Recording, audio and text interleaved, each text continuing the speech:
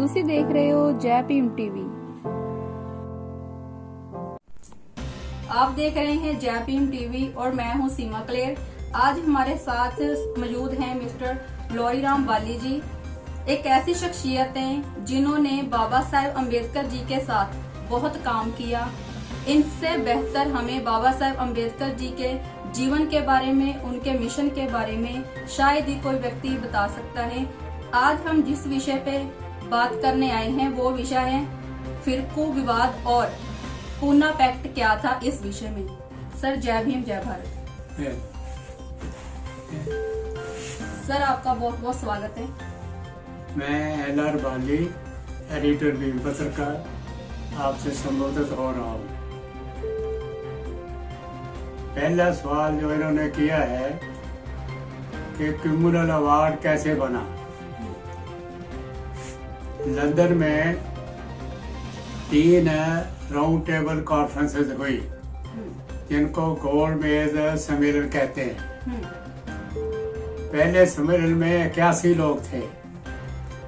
बहुत बड़े बड़े विद्वान, बड़े बैरिस्टर, बड़े वकील, नाना प्रकार के रियासतों के प्रतिनिधि, बहुत एक जिसको कहना चाहिए वेल रिप्रेजेंटेड एक वो राउंड टेबल कॉन्फ्रेंस थी जो लंदन में हुई।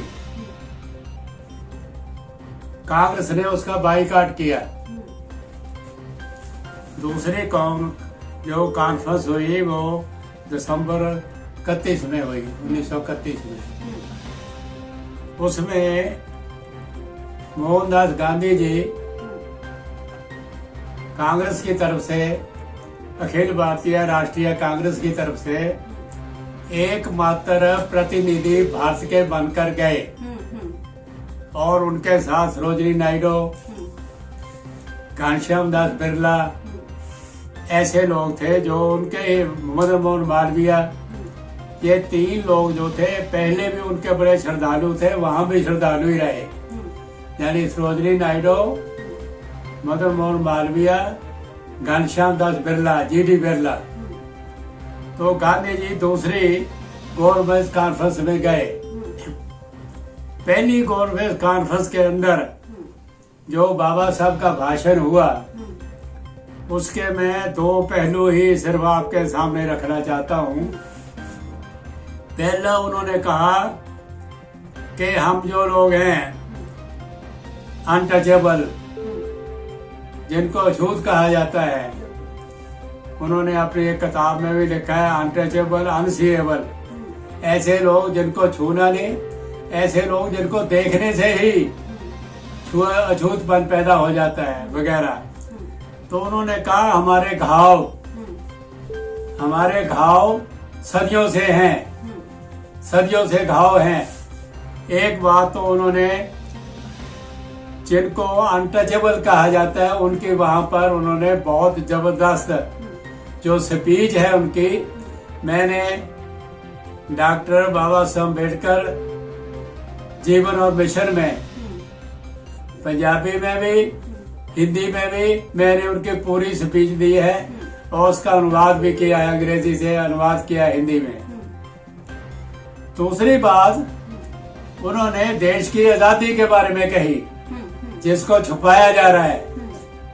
बाबा साहब ने वहां अपनी स्पीच में कहा कि आपके राज में लाखों लोग बीमारी से मर गए, भूख से मर गए, आपका राज हमें नहीं चाहिए। मैं उनके शब्द दोहरा रहा हूं, अनटचेबल, जिनको अछूत कहा जाता है, उन्होंने अपनी एक किताब में भी लिखा है अनटचेबल, अनसीएबल, ऐसे लोग जिनको छूना नहीं, ऐसे लोग जिनको देखने से ही अछूतपन पैदा हो जाता है वगैरह। तो उन्होंने कहा हमारे घाव सदियों से हैं, सदियों से घाव हैं। एक बात तो उन्होंने, जिनको अनटचेबल कहा जाता है, उनके वहां पर उन्होंने बहुत जबरदस्त जो स्पीच है उनकी, मैंने डॉक्टर बाबा साहब अम्बेडकर जीवन और मिशन में पंजाबी में भी, हिंदी में भी मैंने उनकी पूरी स्पीच दी है और उसका अनुवाद भी किया है, अंग्रेजी से अनुवाद किया हिंदी में। दूसरी बात, उन्होंने देश की आजादी के बारे में कही, जिसको छुपाया जा रहा है। बाबा साहब ने वहाँ अपनी स्पीच में कहा कि आपके राज में लाखों लोग बीमारी से मर गए, भूख से मर गए, आपका राज हमें नहीं चाहिए। मैं उनके शब्द दोहरा रहा हूँ, वो माँ मर गई जो 2 रोटी देती थी और मक्खन लगा के देती थी, अब वो समय नहीं आएगा। तो मैं अपने देश के लिए पूर्ण स्वराज चाहता हूँ। ये जो स्पीच थी पहली गवर्नमेंट कॉन्फ्रेंस में, जब गांधी ने वो स्पीच पढ़ी, मोहनदास गांधी ने, तो उन्होंने बाबा साहब को शाबाश दी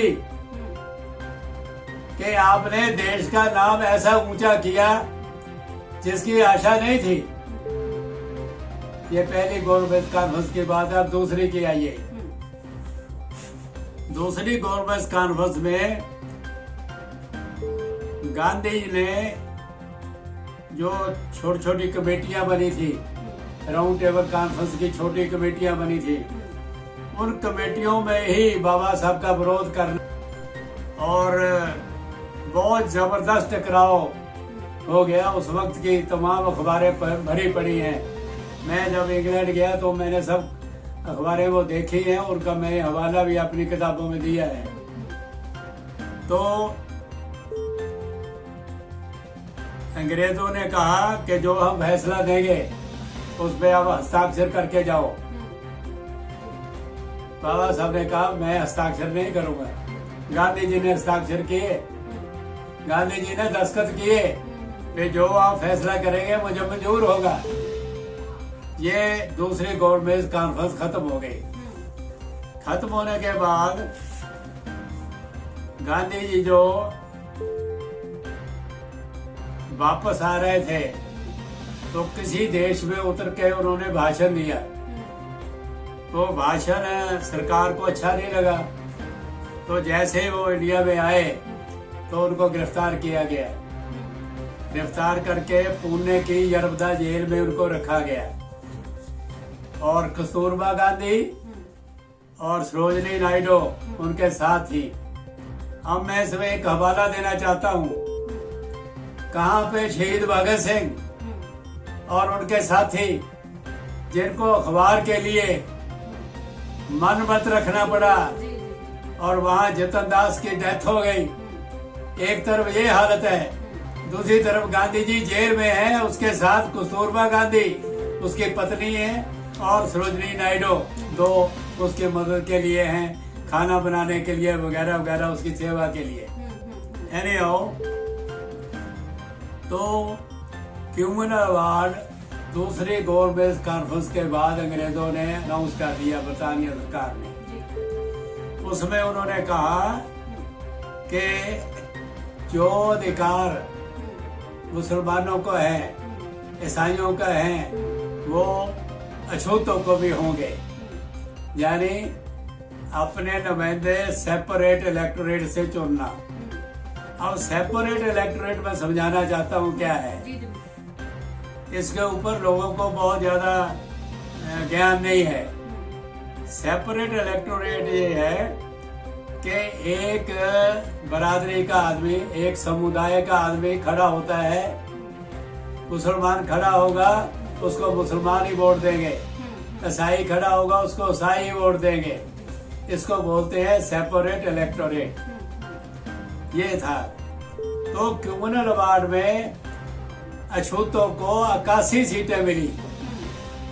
कम्युनल अवार्ड में 81 सीटें मिली। तो गांधी जी ने जेल में बहुत चिट्ठियां लिखी बरतानिया गवर्नमेंट को, लेकर वो माने नहीं।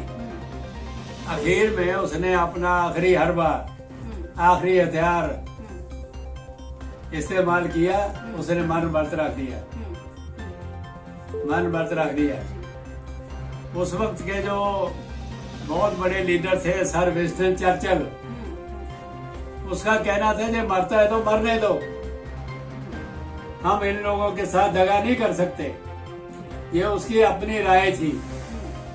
सर्विस से चल के जिसने जंग जीती, जो बहुत देर ब्रिटानिया का प्रधानमंत्री रहा, प्रधानमंत्री रहा। तो इसके बाद फिर बहुत ज्यादा देश के अंदर बाबा साहब का विरोध शुरू हुआ। मैं अभी 90 साल क्रॉस कर चुका हूँ।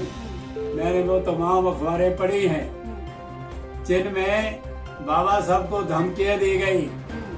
जहाँ से लाहौर से एक अखबार निकलती थी, प्रताप उर्दू में, वीर प्रताप उर्दू में, ये वीर भारत, ऐसी बहुत सारी अखबारें, तमाम हिंदुओं की अखबारें निकलती थी। तो उसमें प्रताप अखबार ने लिखा ये कि गांधी की लाश उठने से पहले डॉक्टर अम्बेडकर की लाश उठेगी। ये एडिटोरियल था संपादकीय। ऐसे हालात वहां पे पैदा किए गए देश के अंदर कि बाबा साहब की जान को भी खतरा हो गया। लेकिन बाबा साहब ने इसकी परवाह नहीं की। वो अपने बात पे डटे रहे। इसके बाद हिंदुओं का एक बहुत बड़ा जमघट हुआ और उन्होंने कहा कि गांधी जी की जान, इसको बोलते हैं सेपरेट इलेक्टोरेट। ये था। तो कम्युनल वार्ड में अछूतों को 81 सीटें मिली। कम्युनल वार्ड में 81 सीटें मिली। तो गांधी जी ने जेल में बहुत चिट्ठियां लिखी ब्रिटानिया गवर्नमेंट को, लेकर वो माने नहीं। आखिर में उसने अपना आखिरी हरबा, आखिरी हथियार इस्तेमाल किया। उसने मन व्रत रख दिया, मन व्रत रख दिया। उस वक्त के जो बहुत बड़े लीडर थे सर विंस्टन चर्चिल, उसका कहना था कि मरता है तो मरने दो, हम इन लोगों के साथ दगा नहीं कर सकते। ये उसकी अपनी राय थी सर विंस्टन चर्चिल की, जिसने जंग जीती, जो बहुत देर ब्रिटानिया का प्रधानमंत्री रहा। तो इसके बाद फिर बहुत ज्यादा देश के अंदर बाबा साहब का विरोध शुरू हुआ। मैं अभी 90 साल क्रॉस कर चुका हूँ। मैंने वो तमाम अखबारें पढ़ी हैं जिनमें बाबा साहब को धमकियां दी गई। जहाँ से लाहौर से एक अखबार निकलती थी, प्रताप उर्दू में, वीर प्रताप उर्दू में, ये वीर भारत, ऐसी बहुत सारी अखबारें, तमाम हिंदुओं की अखबारें निकलती थी। तो उसमें प्रताप अखबार ने लिखा ये कि गांधी की लाश उठने से पहले डॉक्टर अम्बेडकर की लाश उठेगी। ये एडिटोरियल था संपादकीय। ऐसे हालात वहां पे पैदा किए गए देश के अंदर कि बाबा साहब की जान को भी खतरा हो गया। लेकिन बाबा साहब ने इसकी परवाह नहीं की। वो अपने बात पे डटे रहे। इसके बाद हिंदुओं का एक बहुत बड़ा जमघट हुआ और उन्होंने कहा कि गांधी जी की जान बचाओ। तो बाबा साहब को जरबदा जेल में लेके आए। बाबा साहब नहीं माने, एक बार नहीं माने, दूसरी बार फिर कस्तूरबा गांधी ने, ये रिकॉर्डेड नहीं है कहीं, कस्तूरबा गांधी ने अपने गले में कपड़ा डाल के बाबा साहब से निवेदन किया, मैं मेरे पति को बचा लो। अब इसके बाद सारी कार्रवाई शुरू होती है। जो सेपरेट इलेक्टोरेट था उसको ज्वाइंट इलेक्टोरेट में बदला गया। साझे यानी चुनाव होंगे, चुनाव साझे होंगे। तो फैसला हुआ। फैसला होने के बाद यानी जो सी राजपाचारी है, जो देश के बाद में बहुत बड़े लीडर बने, उन्होंने अपना पेन बाबा साहब के साथ बदल लिया। इतना खुश हुआ। अब मैं इसमें बाबा साहब की जो काबिलियत है उसको समझाना चाहता हूँ।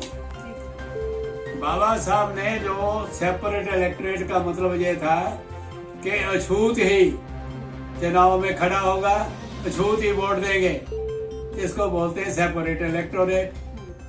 जैसे मैंने पहले भी समझाया, तो बाबा साहब ने कहा कि नहीं, किसी तरह इसको कायम रखना है। तो क्या किया गया, पूना पैक्ट जो हुआ उसमें ये मद डाली गई, आइटम डाली गई कि पहले 4 लोग अछूतों में से इलेक्शन में खड़े होंगे। उनको बोलते थे प्राइमरी इलेक्शन। जो 4 लोग सबसे ज्यादा वोट ले जाएंगे वही अगले मेन इलेक्शन में खड़े होंगे। यानी बाबा साहब ने सेपरेट इलेक्टोरेट जो छीना गया था उसे इस तरह से उसको रिप्लेस किया, इसका उसको बदल किया। अब जो लोग, कुछ ऐसे लोग हैं जो मैं कहूँगा पढ़ते नहीं हैं, सारे उनको इतिहास नहीं पता, और मैं उनके लिए मूर्खता का शब्द नहीं इस्तेमाल करना चाहता, मैं उनकी इज्जत करता हूँ। इख्तिलाफ रखना अलग बात है, लेकिन एक मूड ढंग से, मूर्खता के ढंग से उसको करते जाना, ये बड़ी मूर्खता की बात है। एक संजना नाम के लीडर, संजना नाम के लेखक हुए हैं, संजना नाम के, उन्होंने लिखा है, बहुत बड़ी किताब है, man and great man of India.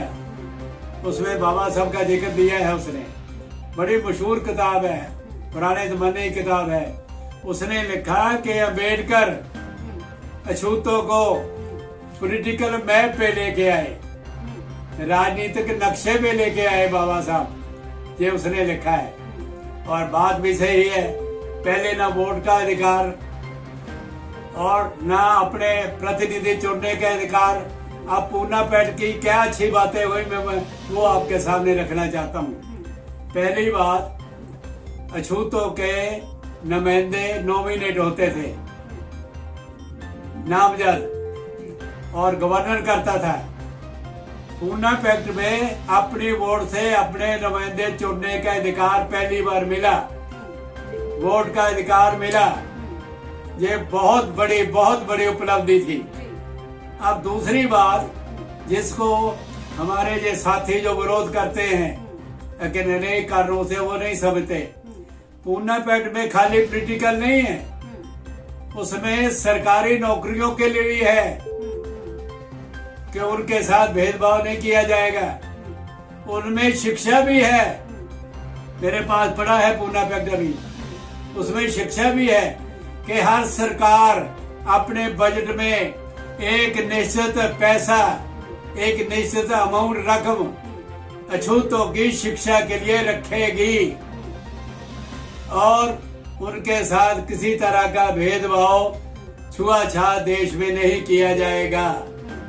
ये 10 साल के लिए था पूना पैक्ट, और उसमें यह था कि वे अपनी मर्जी से इसको जब चाहे खत्म कर सकते हैं।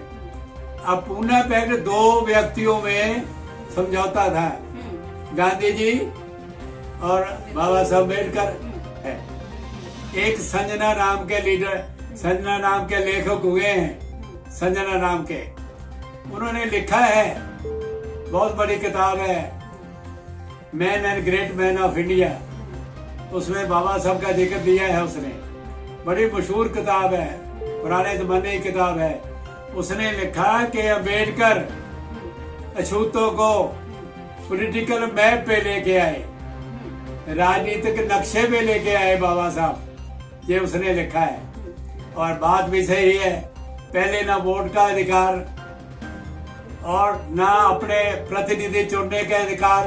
अब पूना पैक्ट की क्या अच्छी बातें हुई, मैं वो आपके सामने रखना चाहता हूँ। पहली बात, अछूतों के नुमाइंदे नॉमिनेट होते थे, नामजद, और गवर्नर करता था। पूना पैक्ट में अपनी वोट से अपने नुमाइंदे चुनने का अधिकार पहली बार मिला, वोट का अधिकार मिला। ये बहुत बड़ी उपलब्धि थी। अब दूसरी बात, जिसको हमारे ये साथी जो विरोध करते हैं कि नए कारणों से, वो नहीं समझते।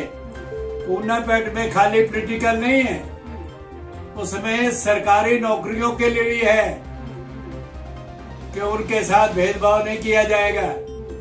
उनमें शिक्षा भी है, मेरे पास पड़ा है पूना पैक्ट अभी, उसमें शिक्षा भी है कि हर सरकार अपने बजट में एक निश्चित पैसा, एक निश्चित अमाउंट रकम अछूतों की शिक्षा के लिए रखेगी और उनके साथ किसी तरह का भेदभाव छुआछात देश में नहीं किया जाएगा। ये 10 साल के लिए था पूना पैक्ट और उसमें ये था कि वे अपनी मर्जी से इसको जब चाहे खत्म कर सकते हैं। अब पूना पैक्ट 2 व्यक्तियों में समझौता था, गांधी जी और बाबा साहब अम्बेडकर समझौता था, ये लॉ नहीं था। गवर्नमेंट रिजेक्ट भी कर सकती थी, लेकिन गवर्नमेंट ऑफ इंडिया एक्ट जो आज संविधान है ना, इसको उस वक्त गवर्नमेंट ऑफ इंडिया एक्ट कहते थे। गवर्नमेंट ऑफ इंडिया एक्ट 1935 में पहली बार शेड्यूल्ड कास्ट लफ्ज आया, अनुसूचित जातियां, तो अनुसूचित जातियों का शब्द आया तो उसमें आया कि इनके साथ किसी तरह का भेदभाव नहीं किया जाएगा। ये पूना पैक्ट में ही है, खाली रिजर्वेशन नहीं। अच्छा, पूना पैक्ट में कम्युनल वार्ड में 81 सीट थी, पूना पैक्ट में 148 मिली, 148 सीट मिली और वो बाद में बढ़ करके 151 हो गई, 81 से 151 सीट। ये भी एक पॉजिटिव पॉइंट पूना पैक्ट का है। तो ये तमाम चीजें जो है पूना पैक्ट की, यानी पूना पैक्ट ने भारत के छूतों के लिए एक नया रास्ता, एक तरक्की का नया रास्ता, असेंबलियों में, पार्लियामेंट में, सेंटर में पहुंचने का एक नया रास्ता पैदा किया। इसलिए इसकी जितनी तारीफ की जानी चाहिए वो जरूरी है, करनी चाहिए। मैं जहाँ पर आपको रोकना चाहूंगी, एक सवाल है कि कुछ लोग ऐसा मानते हैं कि जो पूना पैक्ट है ना, उसको ब्लैक डे के रूप में मानते हैं, ऐसा क्यों कर रहे हैं लोग? मैंने बोलो तो है, वो ना तो पूना पैक्ट पढ़ते हैं, ना तब के हालात को पढ़ते हैं। 65 लोगों ने पूना पैक्ट में दस्तखत किए बम्बे में, 65 लोगों ने, उनको जानकारी नहीं है, वो अपने किसी पॉलिटिकल मकसद के लिए ऐसा करते हैं। और मैं वो पार्टी का नाम नहीं लेना चाहता, समझे बात, ज्यादातर वही लोग करते हैं। उनको आप मेरे सामने लाओ, उनके बड़े से बड़े लीडर को लाओ, तो मैं उसको बताऊंगा कि आप गलत हैं। मैंने आपके सामने सारी पॉजिटिव बातें रखी हैं, आप उनके सामने रख सकते हैं। मेरी तमाम बातों का अगर किसी में हिम्मत है तो चैलेंज करे, चैलेंज करे मुझे। सर, कुछ लोगों का ये भी मानना है कि जो पूना पैक्ट हुआ था, इस पे बाबा साहब को कई राइटरों ने भी इवन और कुछ लोगों ने भी बाबा साहब जी को एक कमजोर दिखाया है कि बाबा साहब जी ने किसी दबाव में आकर उस पर साइन किए, जबकि ऐसा नहीं करना चाहिए। लोगों की राय, कुछ राइटरों की भी है। देखो, ऐसा है, बाबा साहब ने पूना पैक्ट क्यों किया, मैं वही कह रहा हूँ। अभी देखिए 21-22 खंड डॉक्टर बाबा साहब अम्बेडकर राइटिंग स्पीचेस, जिसके लिए मैंने बहुत बड़ा संघर्ष किया। 6 ट्रक बाबा साहब के दिल्ली में सील किए गए थे, उनके हाथ लिखते मैन्युस्क्रिप्ट पड़ी थी, सड़ रही थी। मैंने बम्बई में जाके नागपुर के और इंडिया समता सैनिक दल के साथियों को लेके वहां पे मैंने संघर्ष किया और गवर्नमेंट को चैलेंज किया कि अगर आप नहीं छापते तो हम पूरे देश में आंदोलन करेंगे। प्रेस कॉन्फ्रेंस की, दूसरे दिन गवर्नमेंट ने कहा कि हम छापेंगे। पहली वॉल्यूम 79 में आई, तो इस वक्त 21-22 वॉल्यूम आ चुकी हैं। वो पढ़ते ही नहीं है, वो जो लोग हैं वो पढ़ते ही नहीं है। अगर वॉल्यूम पढ़े तो उनको अकल आ जाए कि अकल क्या होती है, वॉल्यूम पढ़ते नहीं है, इसलिए वो ऐसी बातें करते हैं। अब मैंने आपके सामने जो रखा है, अगर आपको कोई इसमें गलत लगता है आप मुझे चैलेंज कर सकते हैं, आप मुझे पूछ सकते हैं कि आपने ये बात मेरी गलत है। तो मैंने देखो 22 वॉल्यूम जो है, मैंने उनका 2 वॉल्यूम में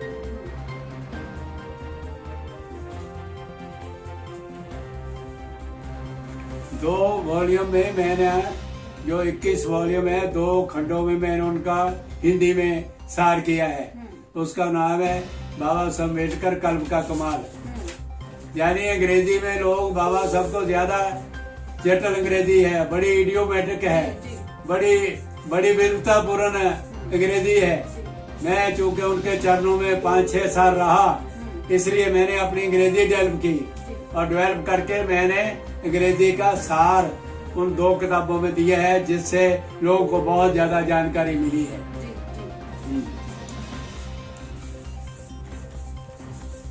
इस खंड डॉक्टर बाबा साहब अम्बेडकर राइटिंग स्पीचेस, जिसके लिए मैंने बहुत बड़ा संघर्ष किया। 6 ट्रक बाबा साहब के दिल्ली में सील किए गए थे।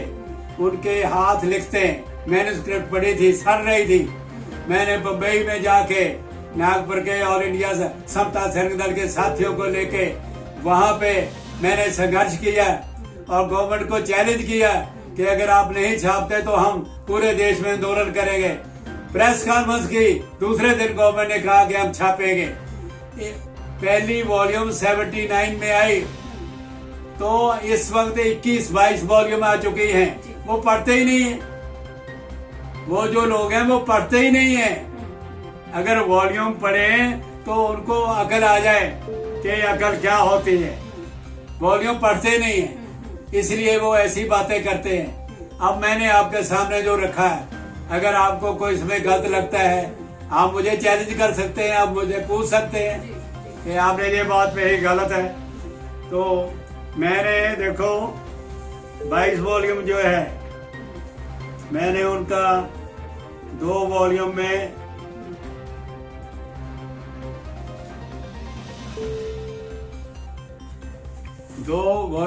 मैंने जो 21 वॉल्यूम है 2 खंडों में मैंने उनका हिंदी में सार किया है। उसका नाम है बाबा साहब अम्बेडकर कल्प का कमाल।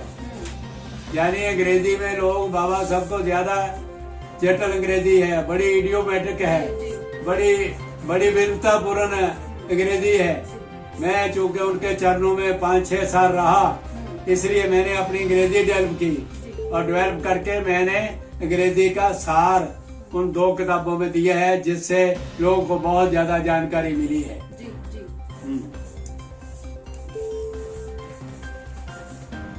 जो सेपरेट इलेक्ट्रोड की बात है, मेरे पास ये वॉल्यूम रखी है। ये इसका नाम है doctor Baba Saheb Ambedkar writing and speeches. ये मैंने नहीं छापी, हमारी मेहनत से, हमारे आंदोलन से छपी है। ये भाग 1 है। इसका पेज नंबर देखो आप।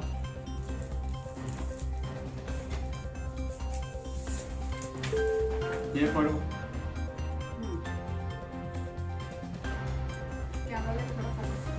फोटो ले लो। फोकस करना कैमरा, देखना अक्षर सही है। अंकल रुकिए,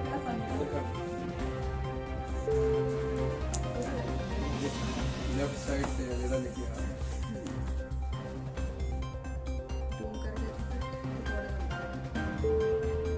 हो गया? हेलो।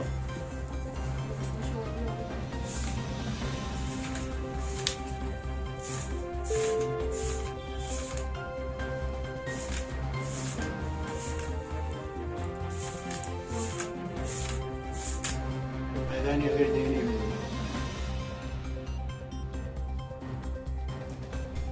जो आपने अभी कहा है ना कि वीडियो में इसको ऐड करना है, इसके बारे में थोड़ा बताओ। देखो बाबा साहब ने ये जो मैंने आपको doctor Baba Saheb Ambedkar writing and speeches volume 1 page number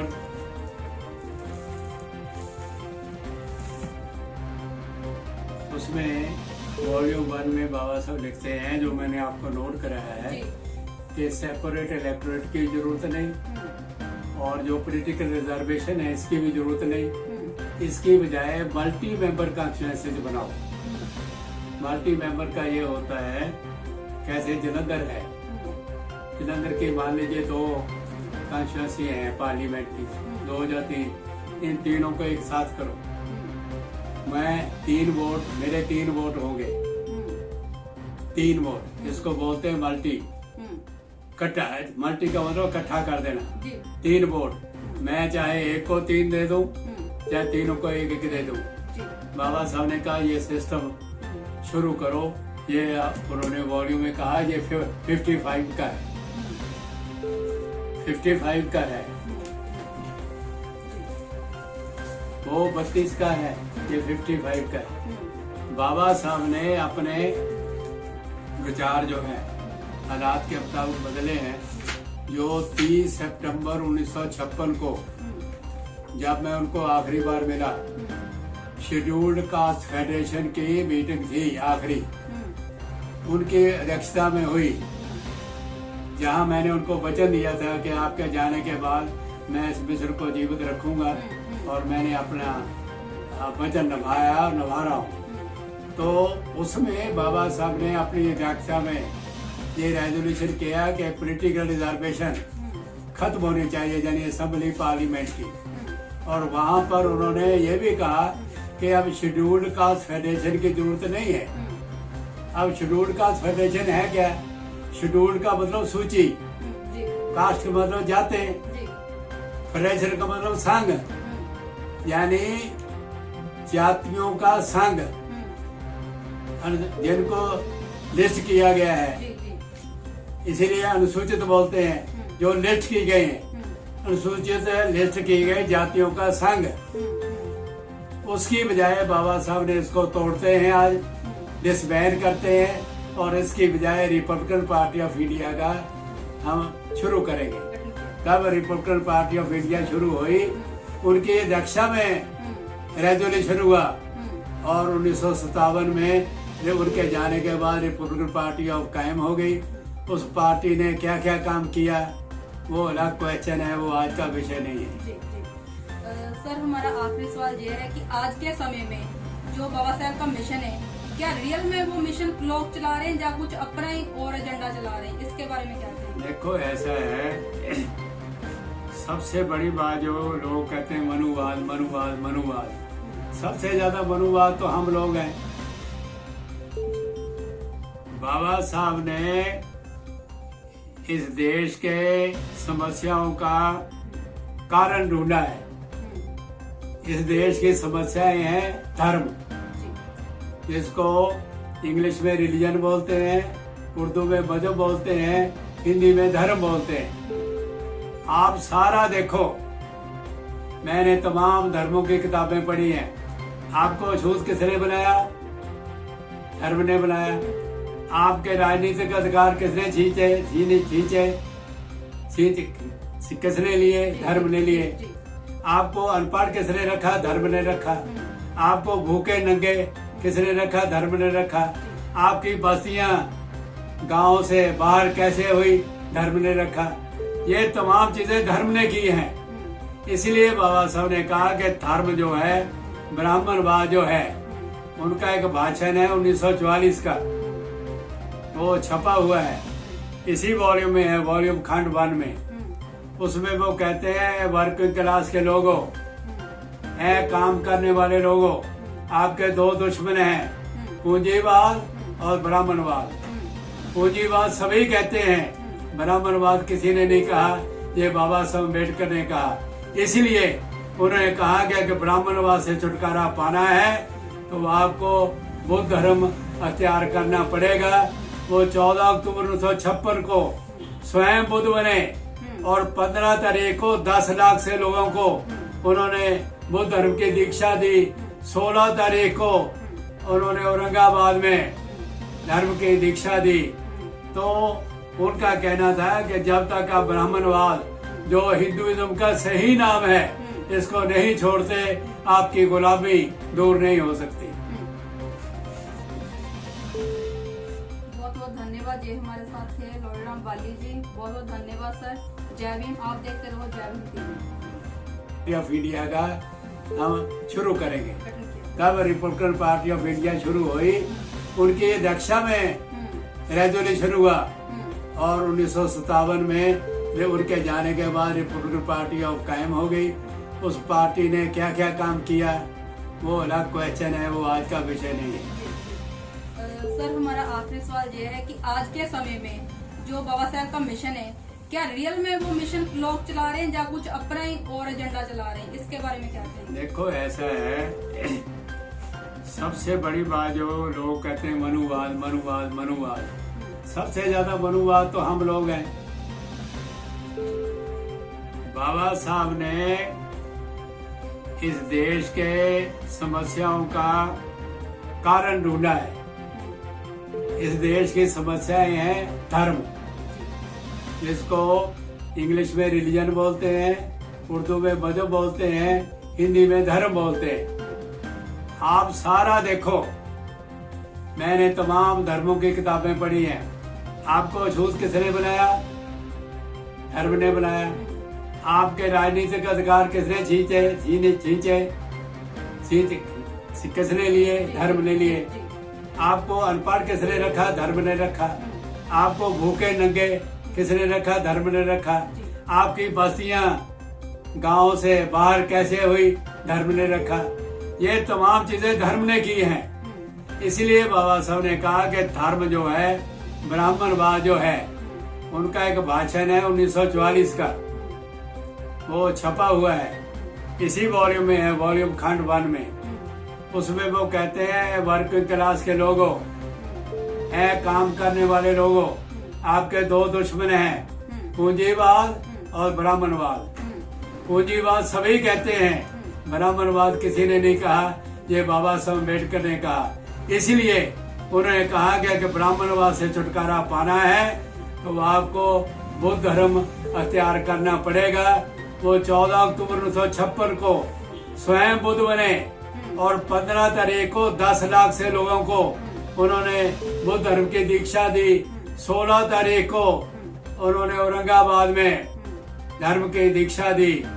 तो उनका कहना था कि जब तक आप ब्राह्मणवाद, जो हिंदुइज्म का सही नाम है, इसको नहीं छोड़ते, आपकी गुलामी दूर नहीं हो सकती। बहुत बहुत धन्यवाद। ये हमारे साथ थे लॉरीराम बाली जी। बहुत बहुत धन्यवाद सर। जय भीम। आप देखते रहो जय भीम टीवी।